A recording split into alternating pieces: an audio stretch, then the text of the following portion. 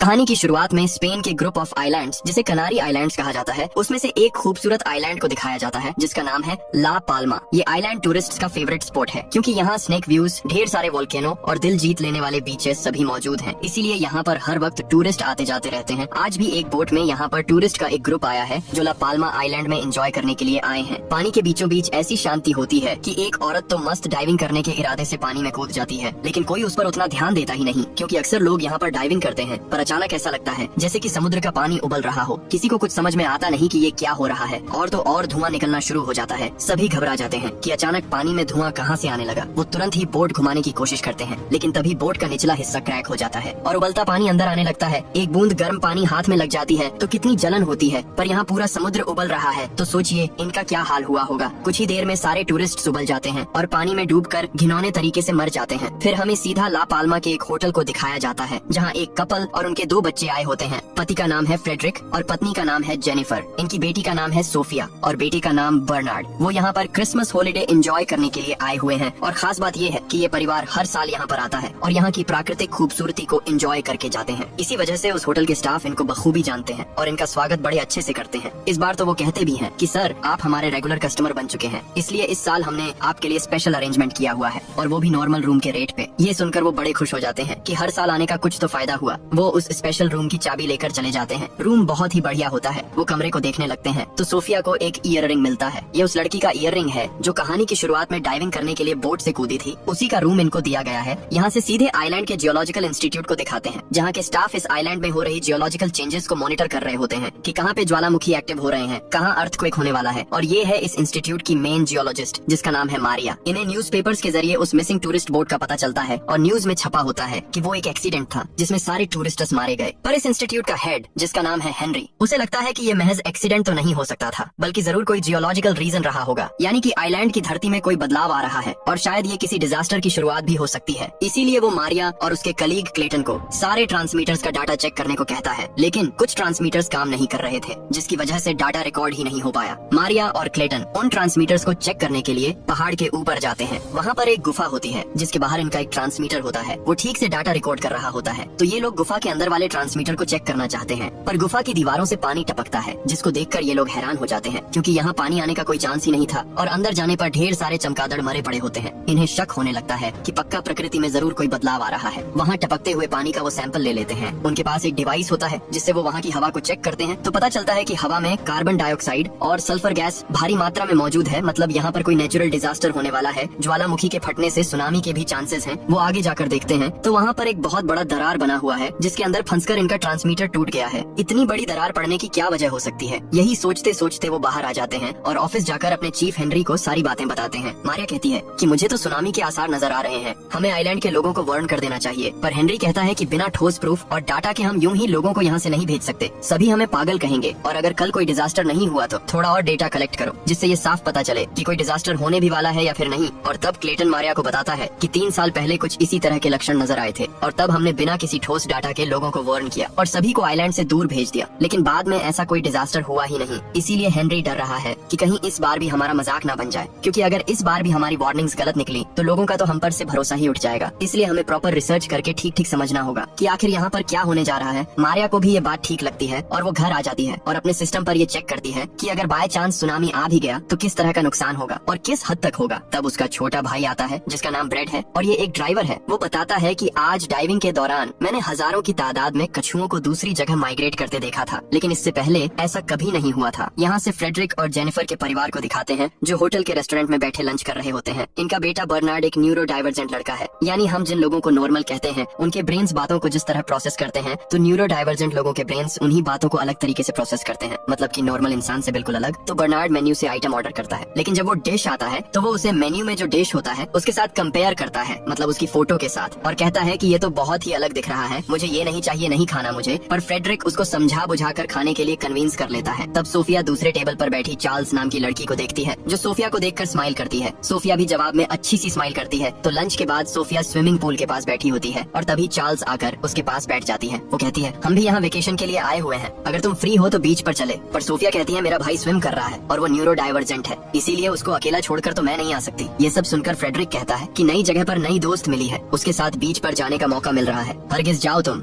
Bernard पर मैं नजर रख लूंगा। इस पर सोफिया भी चार्ल्स के साथ चली जाती है। इसी बीच फ्रेडरिक देखता है कि होटल का स्टाफ जेनिफर के साथ बहुत ही हंस हंस कर बातें कर रहा है, लेकिन पता नहीं क्यों फ्रेडरिक इससे परेशान हो जाता है कि कहीं ये मेरी वाइफ को फुसला तो नहीं रहा। लेकिन जैसे ही वो स्विमिंग पूल की तरफ मुड़ता है तो वहाँ पर बर्नार्ड नहीं होता। फ्रेडरिक घबराकर उसको ढूंढने लग जाता है। तो इसी बीच सोफिया बीच के पास आ जाती है और तभी फ्रेडरिक वहाँ पर आकर पूछता है कि क्या बर्नार्ड यहाँ पर आया था। सोफिया भी डर जाती है। दोनों फिर हर तरफ उसे ढूंढने में लगे होते हैं। तब दूर एक पत्थर पर खड़ा बर्नार्ड समुद्र को देख रहा होता है। ये लोग भी उस पत्थर पर जाकर देखते हैं तो एक ही जगह पे ढेर सारे कछुए कहीं माइग्रेट करके जा रहे होते हैं। अगले सीन में वो कमरे में आ जाते हैं तो होटल का वही स्टाफ आकर जेनिफर से कहने लगता है कि मैंने आपके लोकल टूर के लिए बहुत ही बढ़िया गाड़ी अरेंज की हुई है। लेकिन ये सुनने के बाद फ्रेडरिक को और जलन होती है और स्टाफ के जाने के बाद वो जेनिफर पर बरस पड़ता है कि ये तुमसे इतना हंस के क्यों बात कर रहा था। लेकिन फिर इसी बात पर दोनों पे बहस शुरू हो जाती है, जिसे सुनकर बर्नार्ड और सोफिया परेशान हो जाते हैं। इसी बीच यहाँ इंस्टीट्यूट के हेड हेनरी को दिखाते हैं, जो इस आइलैंड के एक डॉक्टर से मिलने जाता है, जो उसे कुछ लाशों की फोटो दिखाता है। ये उन लोगों की फोटोज हैं जो शुरुआत में समुद्र के बीच उस बोट के क्रैक होने से डूब कर मर गए थे। डॉक्टर बताता है कि वो लोग समुद्र में डूबने से नहीं मरे थे, बल्कि उबलते पानी में जलकर मरे थे। मतलब मैं दावे के साथ कह सकता हूँ कि उस वक्त समुद्र का पानी उबल रहा था और फिर उनके शरीर में कई सारे टॉक्सिक गैसेस चले गए, इसी वजह से उनकी मौत हुई। ये कहने के बाद तो वो हेनरी को और भी कई अच्छी अच्छी डिटेल्स दिखाता है। ये सब जानकर हेनरी हो जाता है चौकन्ना और उसे शक होता है कि कहीं वाकई में सुनामी तो नहीं आने वाला। यहाँ मारिया और क्लेटन मिलकर उस गुफा से लिए गए पानी के सैंपल को टेस्ट कर रहे होते हैं। उन्हें पता चलता है कि उस पानी में मिनरल्स की मात्रा बहुत ही कम है और तो और पानी ऊपर से टपक रहा था, यानी वो दरार जिसमें इनका ट्रांसमीटर फंसा हुआ था वो दरार गुफा के ऊपरी हिस्से से शुरू हुई होगी। ये सारी चीज सोचने के बाद इनकी जांच करने के लिए दोनों फिर उस गुफा के पास जाते हैं और इनका शक बिल्कुल सही होता है, क्योंकि गुफा के ऊपरी हिस्से में एक बहुत बड़ी दरार पड़ी हुई थी। यानी या तो यहाँ कोई ज्वालामुखी फटने वाला है या फिर और कोई नेचुरल डिजास्टर होने जा रहा है। फिर वो अपने इक्विपमेंट से उस दरार को नापते भी हैं। यहाँ से सीधे होटल में फ्रेडरिक को भी दिखाते हैं। उसे भी कोई वाइब्रेशन फील होता है, लेकिन जल्दी वो रुक भी जाता है क्योंकि इस बात को वो सीरियसली नहीं लेता। दूसरी ओर हेनरी भी अपने रिसर्च के जरिए इस नतीजे पर पहुंच जाता है कि कोई बहुत बड़ी प्रॉब्लम हमारे सर पर मंडरा रही है। लेकिन दोस्तों इसके बावजूद भी वो ऑफिशियल सुनामी वार्निंग नहीं देना चाहता और कहता है कि फिलहाल तो हम सिर्फ सिविल गार्ड को सूचना दे देंगे। यहाँ मारियो और क्लेटन पहाड़ के ऊपर अपनी जांच कर रहे होते हैं और तभी अचानक से उस दरार में से बहुत ज्यादा धुआं निकलने लग जाता है और क्योंकि इन्हें पता था कि ये टॉक्सिक गैस है तो दोनों नाक बंद करके वहाँ से भागने लगते हैं। लेकिन तब तक हर तरफ धुआं फैल चुका था। अब तक मारियो कुछ टूरिस्ट को देखती है जो वहाँ कैंपिंग कर रहे होते हैं। मारियो उनको बताती भी है कि जल्दी यहाँ से चले जाओ, ये टॉक्सिक गैस है इसलिए ज्यादा सांस मत लो और एक कपड़ा पानी में भिगोकर उससे नाक बांध लो। उन्हें इंस्ट्रक्शंस देकर मारिया भी वहाँ से भागती है, लेकिन धुआं तो इतना घना होता है कि आगे कुछ दिखाई ही नहीं देता। इसी वजह से मारिया एक जगह फिसल कर गिर जाती है। तभी कुछ देर में मारिया को इल्यूजन आता है जैसे वो पानी में डूब रही हो। वो एकदम से चौंक कर उठती है तो वो हॉस्पिटल में होती है। तब हेनरी उसे बताता है कि एंड वक्त पर हमने तुम्हें बचा लिया था। क्लेटन ने उस गैस को ज्यादा इनहेल कर लिया था इसलिए वो कोमा में है और तो और 2 टूरिस्ट भी मर गए। मारिया कहती है देखो मैंने तुम्हें पहले ही कह दिया था कि वार्निंग दे दो। खैर अब सबको सबूत मिल चुका है, तुरंत मेयर को इन्फॉर्मेशन दे दो। लेकिन हेनरी अब भी यही कहता है कि गैस सिर्फ उसी जगह पर फैला हुआ है और वो अपने आप ढल जाएगी, थोड़ा वेट कर लेते हैं। इसके बाद तो मारियो को इतना गुस्सा आता है और वो कहती है क्या आप जानते हैं कि मेरी माँ सुनामी में मारी गई थी? आप जैसे सरकारी ऑफिसर ने अगर इस तरह के लक्षणों के बारे में पहले अनाउंस कर दिया होता तो शायद मेरी माँ आज जिंदा होती और उन जैसे कई लोग बच जाते। प्लीज अब की बार बाकी ऑफिसर को इन्फॉर्म कर दीजिए, लोगों के साथ इस तरह जान का खिलवाड़ मत कीजिए। मारिया बहुत रिक्वेस्ट करती है पर हेनरी आखिर तक अपनी बात पर अड़ा रहता है। फिर मारिया तुरंत अपने भाई ब्रेड को कॉल करती है। वो कहता है कि मैं समुद्र के बीच में हूँ और डाइविंग कर रहा हूँ। मारिया उसे सब समझाती है और कहती है कि डाइविंग मत करो और तुरंत घर चले जाओ। ब्रेड भी उसकी बात को समझ जाता है और तट पे आ जाता है। यहाँ से सोफिया और चार्ल्स को दिखाते हैं जो बीच पर बैठे बातें कर रहे होते हैं। तब एक लड़का चार्ल्स को बुलाता है और उससे बातें करने लगता है। ये देखने के बाद सोफिया चार्ल्स के बारे में थोड़ा पजेसिव हो जाती है और तब हमें पता चलता है कि वो गे है और चार्ल्स से प्यार करने लगी है। यहाँ जेनिफर और फ्रेडरिक के बीच सुलह हो जाती है। अब दोनों पहाड़ पर जाकर वहाँ का नजारा एंजॉय करने का प्लान बनाते हैं। लेकिन तब एक आदमी बताता है कि वहाँ मत जाइए, सुना है कोई खतरनाक गैस निकल रहा है वहाँ और उस गैस को ब्रीथ करने से 2 टूरिस्ट लोगों की जान चली गई। वैसे भी एक बार आपका बेटा तो खो भी चुका है, अच्छा हुआ मिल गया, इसलिए पहाड़ पर जाने के बजाय अपने बेटे का ध्यान रखिए। अब ये सुनकर जेनिफर को गुस्सा आ जाता है क्योंकि उसे नहीं पता था कि ब्रैड खो भी गया था। कमरे में आकर वो फ्रेडरिक को काफी सुनाती भी है कि तुमने अपने बेटे पर नजर नहीं रखी, क्या कर रहे थे तुम? तुम्हें तो अच्छे से पता है ना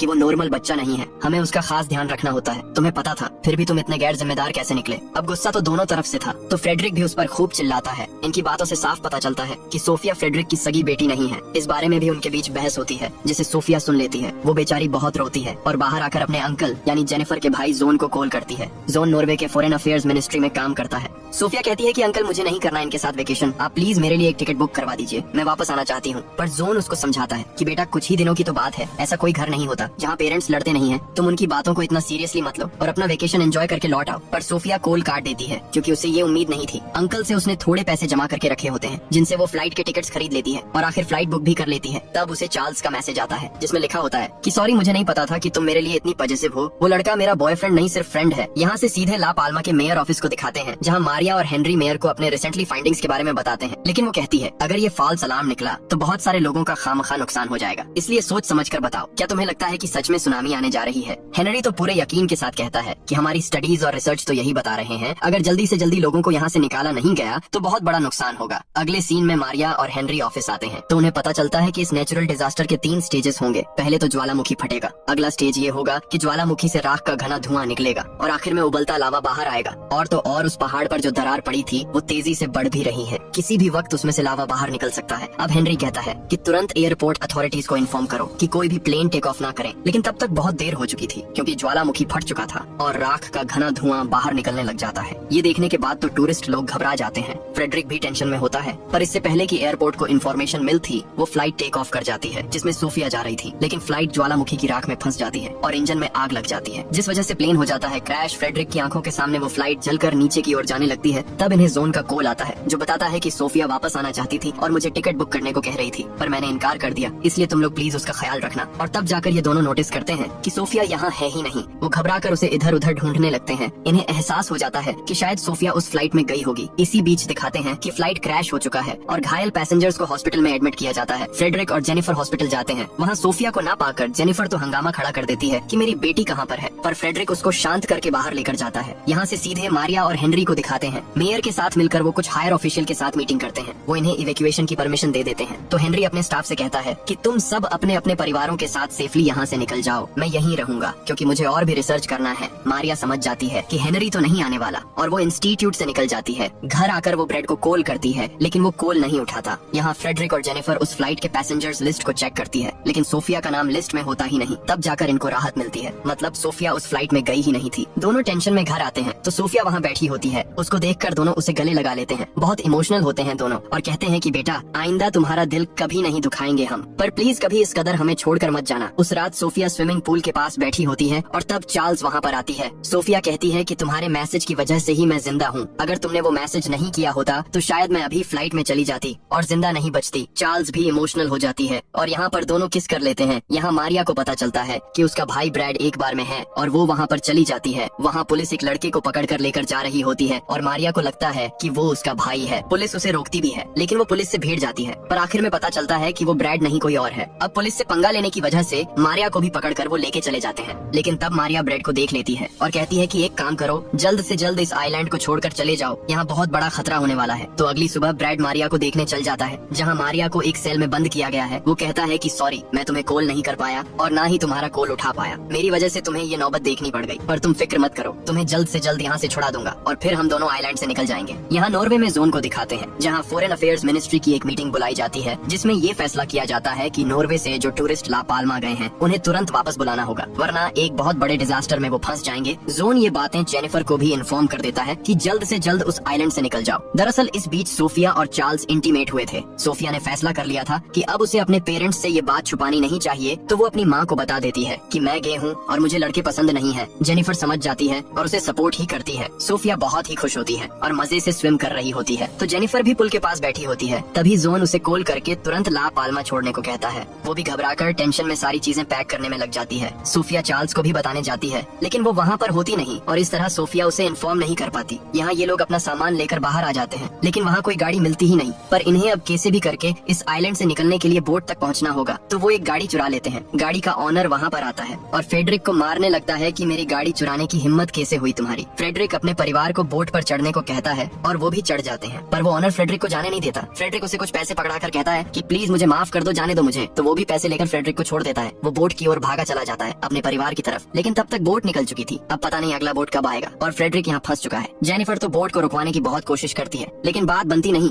मारिया भी चार्ल्स को कॉल करके बताती है कि हमें इन्फॉर्मेशन मिली है कि यहाँ सुनामी का खतरा है, तुम भी जल्दी से जल्दी इस आइलैंड को छोड़कर चले जाओ। लेकिन यहाँ पर प्रॉब्लम ये होती है कि मोबाइल सिग्नल बहुत ही कमजोर होता है और बीच में ही कट जाते हैं सिग्नल। यहाँ से सीधे जियोलॉजिकल इंस्टीट्यूट में बैठा हेनरी अपने सिस्टम्स पर सिचुएशन को मॉनिटर कर रहा होता है, लेकिन अचानक उसके सिस्टम पर नो सिग्नल का साइन आता है। मतलब कोई भी ट्रांसमीटर काम नहीं कर रहा। बस वो समझ जाता है कि सुनामी वक्त से पहले आने वाला है। वो तुरंत ही हायर ऑफिशियल्स को इन्फॉर्म कर देता है कि जल्दी हर तरफ वार्निंग अलार्म्स बजाना शुरू कर दो ताकि लोग यहाँ से भाग जाएं। और न सिर्फ होटल में बल्कि हॉस्पिटल में जो टूरिस्ट थे वो भी टेंशन में आ जाते हैं। तभी क्लेटन जो कोमा में था उसे होश होश आ जाता है और वो चौंक जाता है कि यहाँ पर हुआ क्या है, हर तरफ इतनी हलचल क्यों हो रही है। फिर यहाँ बहुत देर के बाद एक बोट आती है तो फ्रेडरिक उसमें चढ़ जाता है। बोट पूरा भर चुका था। ऐसे में एक औरत एक बेबी को लेकर आती है, पर कोई उसे अपनी जगह नहीं देना चाहता, तो फ्रेडरिक बोट से उतरकर उस औरत को जगह दे देता है। और यहाँ पुलिस स्टेशन में ब्रेड मारिया को छुड़ाने की बहुत कोशिश करता है कि इमरजेंसी सिचुएशन है, देखिए इस आइलैंड में सुनामी आने वाला है, मेरी बहन को छोड़ दो। पर ये लोग इस हालत में भी रूल्स बताने लगते हैं कि नहीं छोड़ा जाएगा, क्योंकि हमें ऐसी कोई इन्फॉर्मेशन मिली ही नहीं है। इसी बीच क्लेटन ऑफिस आ जाता है, जहाँ हेनरी के अलावा और कोई है ही नहीं।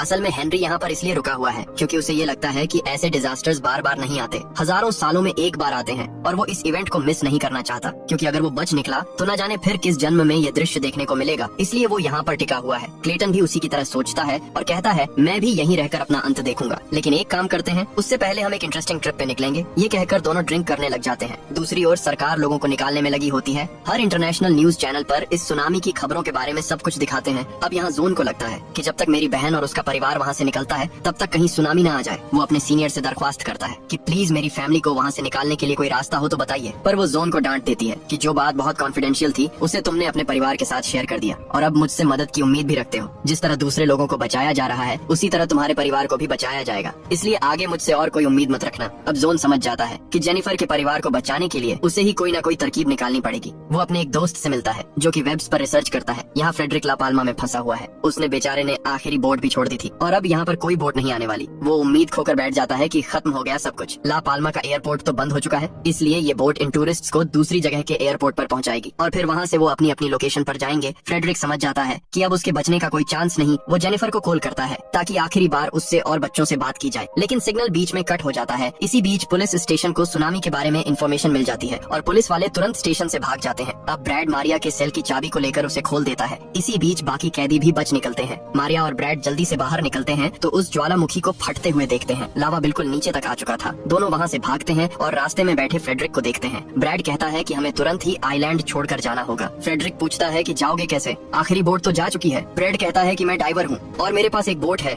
आप एक काम कीजिए हमारे साथ चलिए। तो फ्रेडरिक भी उनके साथ चल देता है। तीनों बोट के पास आते हैं, लेकिन तब जेल से बचा हुआ एक कैदी वहाँ गन लेकर आता है और इन्हें धमकाता है कि बोट मुझे दे दो वरना शूट कर दूंगा। ब्रैड कहता है कि तुम भी आ जाओ, सभी मिलकर बच निकलेंगे। पर वो फोन पर किसी से बात करते हुए कहता है मेरे और भी साथी हैं, उनके लिए ये बोट काफी है, बस तुम लोग नहीं आओगे हमारे साथ तो चुपचाप बोट छोड़कर चले जाओ। लेकिन अब ब्रैड को गुस्सा आ जाता है और वो हाथापाई करने पे उतर आता है और बेचारे को गोली भी लग जाती है। मारिया घबराकर ब्रैड के पास जाती है, लेकिन तभी मौका देखकर फ्रेडरिक उस कैदी पर हमला कर देता है। वो तो फ्रेडरिक को पकड़कर पानी में डुबोने की कोशिश करता है, लेकिन फ्रेडरिक एक पत्थर उठाकर उस पर मार देता है और आखिरकार कैदी खत्म। लेकिन बेचारा ब्रैड भी इसी बीच दम तोड़ देता है। मारिया बहुत रोती है, लेकिन फ्रेडरिक उसे बचाने के लिए बोट की तरफ खींच ले जाता है। पर इतने में दोस्तों उस कैदी के साथ ही आ जाते हैं, लेकिन फ्रेडरिक के पास उस कैदी का गन था जिसको देखकर वो लोग घबरा जाते हैं तो ज्यादा कुछ नहीं करते। जैसे तैसे छुटकारा पाकर फ्रेडरिक और मारिया बोट में वहाँ से बच निकलते हैं। यहाँ जोन का साथी जो वेब रिसर्चर है वो जोन को बताता है कि उस आइलैंड पर एक सेफ पॉइंट है जो सुनामी से बचा रहेगा। तो अगर सर्वाइवर्स उस पॉइंट पर पहुँच गए तो सुनामी से बचने के चांसेस हैं। इसकी पूरी गारंटी तो नहीं है, लेकिन 50% चांस तो है कि वहाँ पर सुनामी का असर नहीं होगा। तो अब जोन अपने सीनियर को उस सेफ पॉइंट के कोऑर्डिनेट्स बताता है, लेकिन वो कहती है इसमें सिर्फ 50% चांसेस हैं कि यहाँ सुनामी नहीं आएगी। इसके भरोसे हम लोगों को गलत इन्फॉर्मेशन तो नहीं दे सकते ना, इसलिए तुम ये अपनी एक्स्ट्रा रिसर्च बंद करो और सिर्फ अपने काम पे फोकस करो। दूसरी ओर हेनरी और क्लेटन को दिखाते हैं जो किसी ट्रिप के बारे में बात कर रहे थे। असल में ये लोग प्रोटेक्टिव गियर वगैरह पहनकर ज्वालामुखी के पास जाकर उसे फटते हुए देखना चाहते हैं। तो दोनों ज्वालामुखी पर्वत पर चढ़कर उसे फटते हुए देखते हैं और जलते हुए लावा को बाहर निकलते देखकर उसे एंजॉय भी करते हैं। इसी ट्रिप की बात कर रहे थे दोनों। यहाँ जेनिफर की फैमिली और बाकी लोगों को दिखाते हैं तो वो दूसरे आइलैंड के एयरपोर्ट पर पहुंच चुके हैं। वहाँ वो 4 पासपोर्ट्स दिखाकर बोर्डिंग के 4 रिस्ट बैंड्स ले लेते हैं। तो सोफिया चार्ल्स को देखती है और बहुत खुश होती है कि वो बच गई। वो तुरंत जाकर उससे मिलती है। उसके पास बोर्डिंग का रिस्ट बैंड नहीं होता तो सोफिया उसे फ्रेडरिक का बैंड दे देती है, क्योंकि फ्रेडरिक नहीं आएगा शायद, ऐसा इनको लगता है। यहाँ ज्वालामुखी से लावा की लहरें निकलने लग जाती हैं और इस वजह से सुनामी की शुरुआत हो जाती है। सुनामी भी ऐसी कि लहरों की घनघोर आवाजें एयरपोर्ट तक सुनाई देती हैं। यहाँ जेनिफर और बर्नार्ड प्लेन मोड कर लेते हैं, लेकिन तब जेनिफर रियलाइज करती है कि सोफिया प्लेन में है ही नहीं। वो तुरंत प्लेन से उतरती है और तब जाकर सोफिया और चार्ल्स फ्लाइट में चढ़कर बैठ जाती हैं। सोफिया नहीं जानती कि उसकी माँ फ्लाइट से उतर चुकी है, क्योंकि वो तो सोफिया को ढूंढने नीचे आई थी। यहाँ से फ्रेडरिक और मारिया को दिखाते हैं जो बोट में जा रहे होते हैं, लेकिन सुनामी को आते देखकर वो समझ जाते हैं कि अब बचने का कोई रास्ता है ही नहीं।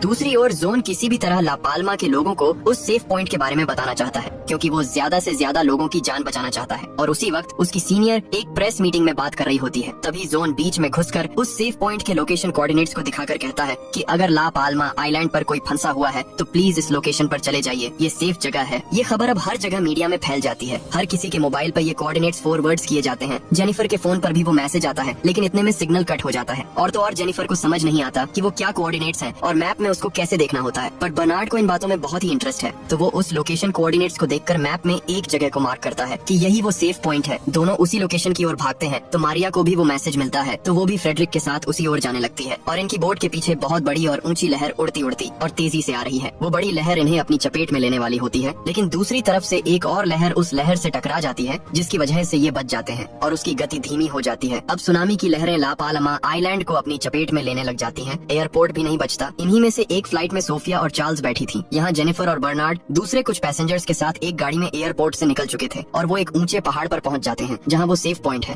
वो गाड़ी नीचे छोड़कर ऊपर की ओर भागते हैं और लगता है यहीं पर दूसरे सर्वाइवर्स भी हैं। फ्रेडरिक भी वहाँ पर होता है। वो जेनिफर और बर्नार्ड को जैसे ही देखता है उसके खुशी का कोई ठिकाना नहीं होता, पर तीनों रोने भी लगते हैं क्योंकि ना जाने सोफिया के साथ क्या हुआ होगा। यहाँ फ्लाइट के अंदर सोफिया को दिखाते हैं जो जिंदा है। उस फ्लाइट के कुछ पैसेंजर्स अब अभी भी जिंदा थे। वो चार्ल्स को देखती है जो सांस नहीं ले रही होती है, लेकिन सोफिया उसे सीपीआर देती है और फिर वो सांस लेना शुरू कर देती है। उसे होश आ जाता है और इस तरह ये लवर्स जिंदा बच गई थी। दोनों बाहर निकलती हैं तो देखती हैं उस जगह का विनाश हो चुका है। यहाँ से सीधे टीवी न्यूज को दिखाते हैं जिसमें बताते हैं कि सुनामी में लगभग 1000 लोग मारे गए होंगे और भारी नुकसान हो गया है। और यहाँ प्रेस मीटिंग में घुसकर बोलने की वजह से जोन को नौकरी से निकाल दिया जाता है, लेकिन उसे अपनी नौकरी से ज्यादा अपनी फैमिली की चिंता होती है और वो टेंशन में होता है कि कहीं फ्रेडरिक, जेनिफर और बच्चों को कुछ हो न गया हो। तब उसकी कोलीग आती है कि देखो आपने जो लोकेशन कोऑर्डिनेट शेयर किए थे वाकई में वो एक सेफ पॉइंट था। वहाँ जाकर कई लोगों ने अपनी जानें बचाई है। इतना ही नहीं, वहाँ पर आपकी बहन जेनिफर भी है। तब ये सुनकर जोन को तसल्ली होती है। उसके बाद उस सेफ पॉइंट पर रेस्क्यू टीम पहुँच जाती है। फ्रेडरिक और जेनिफर रो रहे होते हैं कि शायद सोफिया जिंदा नहीं बची होगी और तब दूसरे सर्वाइवर्स को हेलीकॉप्टर में वहाँ लाया जाता है। उसमें सोफिया भी होती है जिसको देखकर इनको इतनी खुशी होती है कि इनका कोई ठिकाना नहीं। पर मारिया का भाई ब्रैड वो तो मर चुका था, तो मारिया अपने भाई की याद में बोट लेकर समुद्र के बीच जाती है और अपने भाई की तरह डाइव करती है और समुद्र की गहराइयों में छुप जाती है। प्रकृति की खूबसूरती को निहारने लगती है। उसका भाई हमेशा कहता था कि ऐसा कुछ नहीं है जो प्रकृति हमें नहीं दे सकती, हमें नहीं सिखाती। वो खुद हमें बताती है कि आगे क्या होने जा रहा है। डिजास्टर के लक्षण भी खुद प्रकृति हमें बताती है। तो अगर हम उन लक्षणों को ध्यान से देखें और समझें तो ऐसे खतरों से बच सकते हैं। अपने भाई के इन्हीं शब्दों को सोचकर मारिया इमोशनल होती है और इसी सीन के साथ ये कहानी यहीं पर खत्म हो जाती है। दोस्तों, आपको वीडियो कैसी लगी लाइक और कमेंट करके जरूर बताना। मिलते हैं अगली शानदार वीडियो में। तब तक के लिए सब्सक्राइब बटन दबा दो।